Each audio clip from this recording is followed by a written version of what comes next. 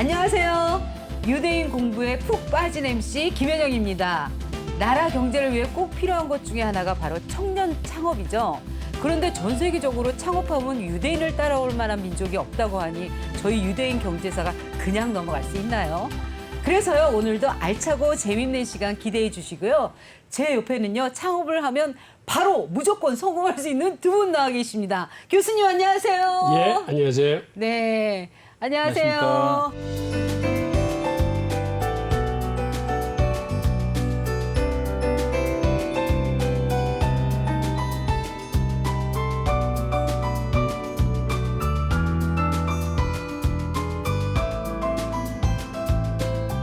아니 근데 요즘 젊은 층부터 은퇴 세대까지 창업에 관심을 가진 분들이 굉장히 많은데 우리나라가 창업하기에 정말 좋은 나라인가요, 교수님? 저는 뭐 우리나라는 창업하기 좋은 나라가 아닌 것 같습니다. 아하? 이제 우리나라가 이번에 이제 문재인 대통령이 미국을 방문해서 예. 우리나라 삼성, 현대가 이제 44조 원을 투자하기로 약정을 맺고 왔는데 네. 우리나라가 기업하기 좋은 환경이면 우리나라 기업이 이렇게 미국으로 투자를 안 할 겁니다. 결론은 우리나라가 기업하기 좋은 환경, 창업하기 좋은 환경을 만들어야지 우리나라 경제가 다시 일어난다. 저는 그런 얘기를 꼭 좀 해드리고 싶습니다. 그렇다면요, 반대로 창업하기 좋기로 소문난 나라들은 어디죠? 가장 좋은 나라가 네. 잘 알고 있는 우리가 유대인 이스라엘하고 이스라엘? 두 번째가 이제 실리콘밸리 미국입니다. 아. 미국의 법인세는 21%고요. 우리나라의 법인세는 27%입니다. 그러니까 세계 평균이 22%인데 우리나라는 세계 평균보다 5% 정도 더 높고 그래서 우리나라 기업들이 해외에 많이 진출하는 것 같다. 그런 게 좀 아쉽죠. 근데요, 이스라엘? 저는요, 이스라엘 하면은 유대인들이 세계 곳곳에 흩어져 산다고 하지만 이스라엘 하면 그래도 유대인이라는 이미지가 굉장히 강한데요. 제가 잘못 알고 있나요, 교수님? 이스라엘 같은 경우는 유대인으로만 구성된 나라는 아니고요. 아니에요? 전체 인구가 지금 한 930만 명 정도 되는데 예. 그중에 한 74%는 유대인이고 네. 나머지 26%가 팔레스타인 사람들하고 이방인들하고 이렇게 같이 어울려 사는 나라입니다. 이스라엘은 창업 국가는 맞아요. 우선 간단한 예로 나스닥에 상장되어 있는 숫자가 지금 87개인가 한 89개 정도 되는데 그 숫자 자체가 미국, 중국 다음에 세 번째로 많은 숫자일 뿐만 아니라 전 유럽을 합친 숫자보다도 더 많아요. 그러니까 그렇게 조그만 나라에서 그렇게 많은 나스닥 상장 기업이 나온다는 얘기는 그들이 창업을 할 때 일단 이스라엘 자체가 워낙 시장이 작으니까 자국의 시장을 겨냥하지 않고 전 세계를 향한 상황에서 내가 마케팅을 펼치겠다라는 마음을 갖고 그 사람들이 벤처 창업을 하는 건데 최근 들어와서 벤처 창업 숫자가 굉장히 늘어나고 있습니다. 예전에만 해도 매년 한 1,000개 정도의 기업이 탄생했는데 최근에는 매년 한 3,800개 정도의 기업들이 탄생하고 있어요. 근데요, 그 정도면 이스라엘이 창업 국가로 불리기까지 유대인의 영향도 분명히 컸을 것 같은데요. 자, 그렇다면 지금부터 이스라엘의 창업 시장과 그 안에 녹아있는 유대인의 창업 정신을 자세하게 살펴보겠습니다. 먼저 이스라엘 창업 시장이 얼마나 대단한지 따져보자고요, 교수님. 후처파 정신이 굉장히 큰 영향을 미쳤다. 이게 당돌함 이런 게 후처파 정신이거든요. 당돌함, 뻔뻔함, 도전함 이런 거 그런 게 이제 가장 크게 영향을 미쳤고 두 번째는 교육입니다. 우리나라도 마찬가지지만 이스라엘도 초기에 초등학생부터 컴퓨터 교육을 시키고 있거든요.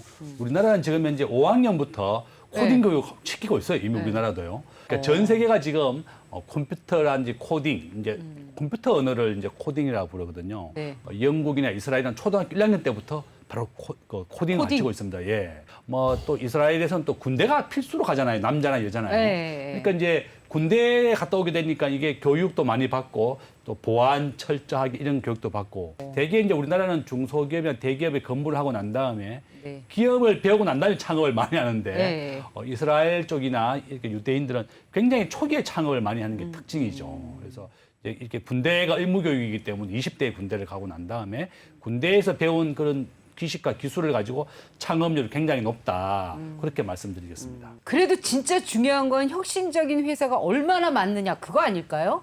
이스라엘에서 창업해 소위 근데 대박나게 크게 잘 된 사례가 있을까요, 교수님? 이스라엘 같은 경우를 보면 이스라엘의 벤처기업들은 대부분 4차례의 중동 전쟁을 거치면서 방위 산업에서부터 비롯해서 나온 회사가 거의 대부분입니다. 왜 그러냐면 고등학교를 졸업하면 대부분 군대를 가요. 네. 그래서 남자는 3년, 여자는 2년 동안 의무복무를 합니다. 그런데 그중에서 특수요원들, 장교 자원들은 이제 탈피오트라고 하고 IT하고 컴퓨터를 다루는 보안 요원들은 8200 부대 요원이라고 하는데 그런 데는 장교들을 뽑을 적에 고등학교에서 가장 공부 잘했던 영재들을 뽑아가지고 의무적으로 히브리 대학에 보내서 3년 동안에 2가지를 전공하게 만듭니다. 군대에서 돈을 대가지고 합숙시켜가면서 대학 교육을 마치게 하고 그 자원을 그대로 데려다가 6년에서 7년 정도 장교로 써먹어요. 네. 그러다 보면 군 내에서 그 사람들은 굉장히 많은 경험치를 쌓을 수 있어요. 예. 그래서 그 친구들이 나와서 창업하는 경우가 거의 80%예요. 그 사람들이 그렇게 성장할 수 있었던 이면에는 이스라엘이 4차례 전쟁을 겪으면서 그렇죠. 아 이제는 재래식 무기로 싸울 수 있는 시대는 지났구나. 그래서 전차례거나 폭격기래거나 하는 그런 재래 전투가 아니고 그들은 전쟁을 하면 현장에 뛰어나가는 게 아니라 일단 컴퓨터 앞에 앉아. 그래서 컴퓨터로 날아오는 미사일을 아이언돔이라고 해서 인공위성과 컴퓨터로 제어하면서 그것들을 다 물리쳐. 그다음에 드론도 컴퓨터로 제어해서 적의 심장부에 보내고 그러니까 그들은 이제는 완전히 컴퓨터 전쟁이에요. 그래서 이스라엘에서는 어느 대학을 나왔느냐가 중요한 게 아니라 어느 부대 출신이냐가 굉장히 중요해요. 실제로 이 탈피오트나 8200 부대 같은 경우는 자기들이 나와서 성공한 기업가들이 조직을 만들어서 그 부대 후배들이 나오면은 그 사람이 창업하는데 전적으로 밀어주는 그런 프로젝트, 프로그램들을 갖고 있어요. 그러니까 그러한 시스템을 가지고 계속 창업 인구를 늘려가고 있는 겁니다. 김대중 교수님. 방울토마토하고 드론 같은 게 다 이스라엘에서 나온 건데요. 네. 이게 그 물이 없잖아요. 이스라엘은 사막이기 때문에. 그러니까 이쪽 지역에서는 어떻게 하면 이 식물을 공급할 것이냐. 그러니까 바닷물을 가지고 물을 만드는 겁니다. 생수화, 담수를 하라 그러는데 세계 최고의 담수화 기술이 바로 이스라엘에서 나왔고 그다음에 드론도 가장 먼저 개발한 것이 바로 이스라엘입니다. 이스라엘이에요? 예. 드론과 방울토마토가 바로 이스라엘에서 만들었다. 이렇게 아시면 되겠습니다. 야, 스타트업도 많고 인재도 많고 중동의 실리콘밸리라는 말이 괜히 나온 게 아니군요. 근데 제가 듣기로 이스라엘은 원래 수입을 많이 하는 나라지 뭔가를 만들어 수출을 잘하는 나라는 아니라고 들었거든요. 근데 어떻게 이렇게 창업 강국이 됐을까요? 이스라엘 자체가 사막 지역이지 않습니까? 네. 그렇죠? 그러니까 가장 중요한 것은 이제 어떻게 하면 여기서 우리가 살아남을 수 있을 것이냐. 또 식량을 자급자족을 해야 됩니다. 그러니까 이제 아까 얘기했던 담수화 기술, 바닷물을 가지고 우리가 식물도 기르고 우리가 마실 수 있는 물을 만들자. 그게 담수화 기술이거든요. 세계 최고의 담수화 기술을 가진 게 바로 이스라엘이다. 그다음에 식량 관련된 토마토라든지 방울토마토 같은 경우 굉장히 그렇다. 그래서 식물의 제일 끝에 물 한 방울만 줘도 식물이 살 수 있다. 그런 걸 자기들이 알아냈거든요. 그래서 일단 식물을 키울 때도 그 위에 주는 것이 아니라 식물 뿌리에다가 이제 제일 끝에 물을 한 방울씩만 주는 겁니다. 그러니까 물을 최소한으로 주면서 식물을 잘 자라게 하는 기술. 이런 게 전부 다 이스라엘에서 나온 거죠. 와, 진짜 말씀하신 것들 모두 우리 생활에서 정말 밀접한데요. 그리고 이게 전 세계가 다 쓰는 거잖아요. 정말 이스라엘 대단한 것 같아요. 그런데 왠지 이스라엘이 배출한 창업계의 스타, 대부 같은 유명인도 있을 것 같은데요, 홍 교수님. 근데 뭐 그렇게 뭐 대단한 건 아니고요. 장교 출신으로서 그 도브 모란이라는 양반이 그 우리가 쓰고 있는 그 USB를 개발을 하셨는데 재밌는 건 그 특허와 주식을 팔아가지고 자기 직원들을 모두 백만장자로 만들어줬어요. 게다가 그걸 나중에 샌디스크에 2001년에 16억 달러로 넘겼는데 대부분의 벤처 기업들은 어느 정도 키우고 난 다음에는 대기업에 넘기고 다시 창업하는 그런 사례들이 많아요. 근데 유대인한테 중요한 점은 벤처 기업을 만들어서 어느 정도 성공했느냐 하는 것보다 그들은 무슨 일을 하든 같이 하는 정신이 강합니다. 그래서 공부를 하더라도 혼자 이렇게 하는 게 아니라 친구하고 짝을 이루어서 같이 공부를 해요. 그거는 연구를 해도 마찬가지고 조그만 사업을 시작할 때도 마찬가지예요. 그들이 함께하고 같이 하는 정신이 바로 그게 공동체 정신이자 그게 단결력이에요. 그러니까 서로의 장점이나 강점이 어울려서 시너지 효과를 내는 거거든요. 네. 그게 사실은 그 유대인들의 아주 강점인데 이러한 재능과 재능이 합쳐져서 이제 시너지 효과가 나는 그런 사례 중에 하나가 벤처기업에서는 필캠이라는 그 의료기기가 있습니다. 이건 그 알약처럼 생긴 조그만 캡슐 카메라. 안에다가 네. 카메라가 들어있어요. 그래서 그 알약을 삼키면은 알약이 장기 내부를 돌아다니면서 그 속에 있는 카메라가 촬영을 해. 근데 이거를 만들 수 있게 된 게 바로 군대 동기 두 사람이 있었는데 한 사람은 의사 출신이고 한 사람은 미사일 전문가 출신이야. 둘이 군대 동기였다가 사회에서 다시 만나가지고 네. 이 사람들이 자기들의 지식과 재능을 합쳐서 창업회사를 만들어낸 거거든요. 벤처 창업에서는 혼자 하는 것보다는 같이 한다, 함께 한다는 이러한 공동체 정신이 굉장히 중요한 겁니다. 아니 그런데 진짜 이거는 아무리 그래도 억지다 억지야. 교수님 여기 지금 뭐라고 적혀 있는 줄 알아요? 이스라엘 정부는요 첫 번째보다 두 번째 창업에 더 큰 지원금을 준대요. 이거 가짜 뉴스죠? 그 가짜 뉴스는 아니고 사실인데요. 두 번째 지원할 적에 보통 한 20% 정도를 더 지원을 해요. 인간은 보통 실패를 디딤돌로 삼아서 성공하는 경우가 많아요. 유대인들은 실패를 자산으로 봅니다. 그러니까 성공을 하기 위한 기초 자산을 닦았기 때문에 오히려 한 번 실패한 것보다는 두 번 실패한 사람이 성공할 확률이 더 커요. 그들이 통계를 내보니까 보통 2.8회 정도에서 성공하는 확률이 가장 많더라라는 그러한 확률상의 통계가 있습니다. 그러다 보니까 그대로부터 이스라엘 사람들은 3번까지 지원을 해줘요. 3번까지? 망하더라도. 그러니까 유대인의 지혜라고 볼 수 있는데 첫 번 지원한 것보다는 두 번째 지원금이 이제 더 커지게 되는 거죠. 아니 이런 제도가 있다는 건 창업에서 실패는 당연하다는 의미 같은데 실제로 그렇습니까? 그렇습니다. 지금 현재 이스라엘에서는 오히려 창업한 사람보다도 실패한 사람을 더 우대한다는 거죠. 우리나라에도 보면 창업한 사람들이 평균 한 10배 이상, 10번 정도 실패를 했다 그럽니다. 그래서 이렇게 상장하는 기업들이 굉장히 성공한 것 같지만 그 와중에는 보통 한 10번 정도 창업의 과정을 거쳐서 성공하는 겁니다. 배달의 민족이나 야놀자 같은 경우도 본인의 순댓집도 하고 식당도 하고 여러 번 경험을 해보고 나중에 이렇게 야놀자를 창업했어요. 야. 그러니까 우리가 창업하는 사람들이 보기에는 와 대단하다 이렇게 생각하지만 이 사람이 족발집, 순댓국밥집 다 10번을 경험해보고는 만든 것이 이러한 유니콘 기업이다. 우리가 유니콘 기업이라고 하는 것은 1조 원의 기업을 유니콘 기업이라고 부르거든요. 이 정도 기업이 되려고 그러면 이와 같이 한 10번 정도의 평균 다른 기업을 창업해보고 실패를 해서 다시 만든 것이다. 그런데요, 실패한 사람들을 더 밀어주는 이런 정책은 기본적으로 실패를 비난하거나 두려워하지 않는 사회적인 분위기가 뒷받침돼야 할 것 같은데 이스라엘 문화가 그런가요, 교수님? 예, 그래요. 이스라엘은 실패한 인생을 실패한 인격으로 보지 않고 그 사람은 어떤 성공을 향한 잠재적인 가치를 갖고 있는 사람으로 이제 평가하는 거죠.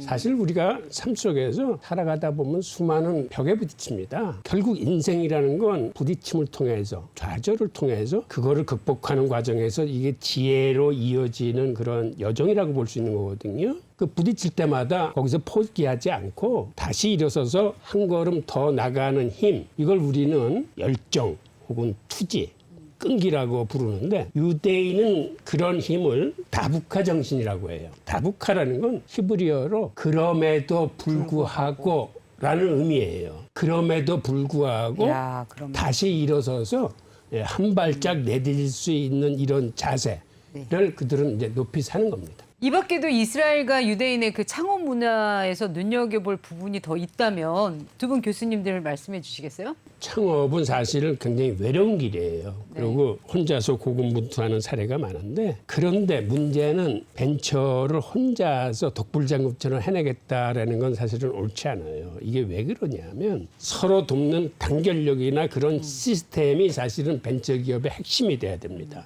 벤처 혼자 고군분투해서 하는 것보다는 성공한 선배 기업인들이 앞에서 끌어줘야 돼.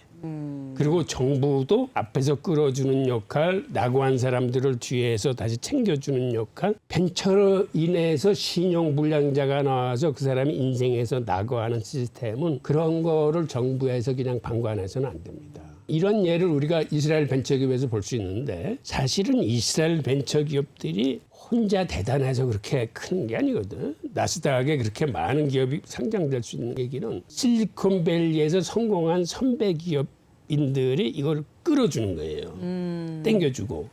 실제로 실리콘밸리에 있는 유대인 선배 기업인들은 같은 동족이 창업을 하고 그게 될정부르다 싶으면은 초기 엔젤 투자로서 일단 물적 지원을 해줄 뿐만 아니라 관련 정보, 관련 인맥, 프로세스마다 관계된 사람들을 이렇게 붙여줘요. 그 다음에 관련 컨퍼런스에도 많이 참가시켜주면서 인맥을 만들어줍니다. 심지어는 그 실패를 공유하는 그런 시스템도 있어요. 그래서 그 사람들이 이렇게 나스닥 같은 데 상장을 많이 할 수 있는 거거든요. 페이팔 같은 경우는 페이팔? 그 사람들이 페이팔을 나중에 이베이에 15억 달러를 주고 성공적으로 매각을 해. 그런데 그 매각을 해서 그 큰 돈을 받아서 잘 먹고 잘 산 게 아니라 그걸 다 나눠가지고 다시 다 창업 정선에 뛰어들어서 자그마치 그중에 7개의 유니콘이 탄생합니다.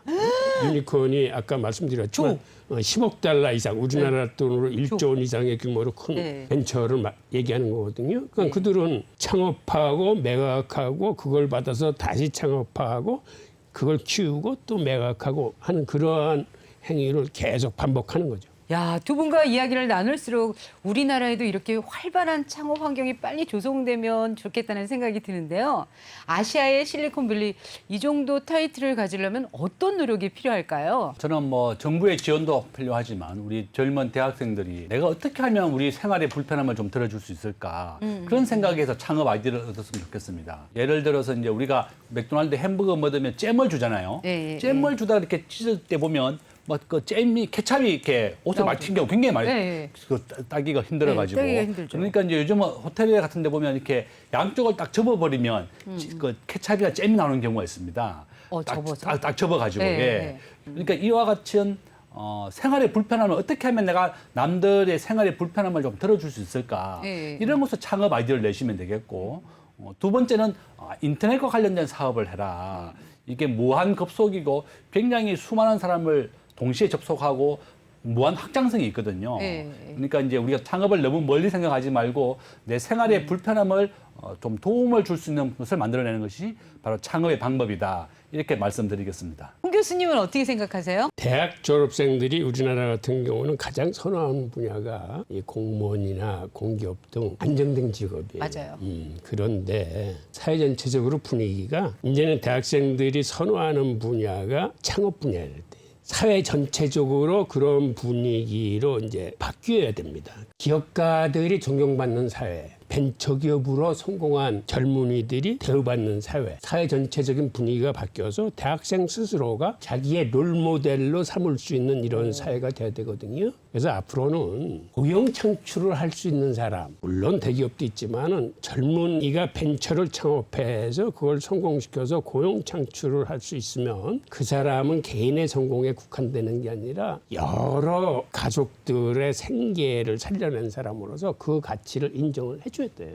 그래서 그런 사람들이 선망되는 그런 사회로 이제 가야 되고 벤처 생태계나 시스템 자체가 지금보다는 혁신적으로 바뀌어야 됩니다. 그러니까 지금 사실은 정부에서 하는 정책을 보면 잘하고 있습니다만은 어떤 것들은 어떤 전시 행정이나 선진성 행정으로 비추어지는 것도 있는데 이러한 게 근본적인 변화, 생태계의 변화, 어떤 뿌리에서부터 변화, 그다음에 의식의 변화를 총체적으로 할 수 있는 그러한 큰 그림이 다시 그려져야 돼요.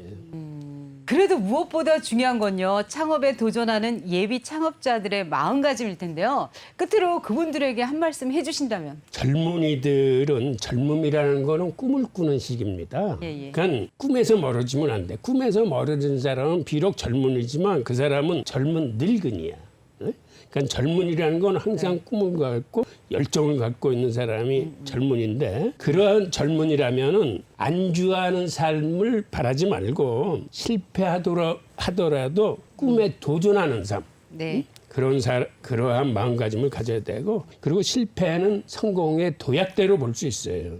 그래서 다시 한번 우리 젊은이들한테 부탁하는 거는 이 안주하는 삶이 아닌 도전하는 삶에 도전해 보시기를 부탁드립니다. 김 교수님도 한 말씀 해주시죠. 저는 이제 우리가 과거에 그 생산의 3대 요소는 토지, 노동, 자본 이런 말이 있었어요. 토지는 이제 공장 부지가 있어야 된다는 네, 거고, 네. 자본이라고 하는 것은 돈이잖아요. 뭐 네. 공장 시설 이것도 이제 자본에 들어갈 거고, 그러니까 토지, 노동, 자본이니까 사람이 중요한 거고, 네 번째 제일 중요한 것이 바로 핸드폰입니다. 네. 모바일의 시대가 왔다. 우리가 이제 전체 우리가 소매 시장의 한 30%가 다 스마트폰으로 하는 모바일 온라인 주문을 많이 하고 있거든요. 네. 근데 지금은 그 자리에 앉아서 컴퓨터로 주문하는 것이 아니라 스마트폰 가지고 물건을 주문하고 예, 예. TV나 영상도 스마트폰으로 보고 이동하면서 다 봅니다. 예, 예. 그러니까 모바일의 시대가 왔으니까 우리 창업하는 젊은이들은 앞으로 우리가 이 스마트폰을 가지고 어떤 것을 활용할 수 있는지 모바일의 시대, 그러니까 생산의 4대 요소는 지금 모바일이다. 핸드폰을 가지고 어떻게 구현할 것인지 그것도 좋은 아이디어다. 저는 그렇게 또 말씀드리겠습니다. 보신 것처럼요, 이스라엘은 단순히 창업가가 많기만 한 나라가 아닌 모험적 창업가가 많은 진정한 창업 1등 국가였고요. 그 배경에는 유대인의 오랜 삶과 전통이 있습니다. 창업 생태계가 하루아침에 바뀌는 건 아니지만요. 우리나라도 분명 할 수 있다고 믿으면서 오늘 유대인 이야기는 여기까지 인사드리고요. 다음 시간에는 미국 실리콘밸리에서 또 다른 유대인 창업가들의 만남 기대해 주세요. 저희는 다 같이 외치면서 인사드릴게요. 유대인을 알면 세상이 보인다. 유대인 경제사! 경제사!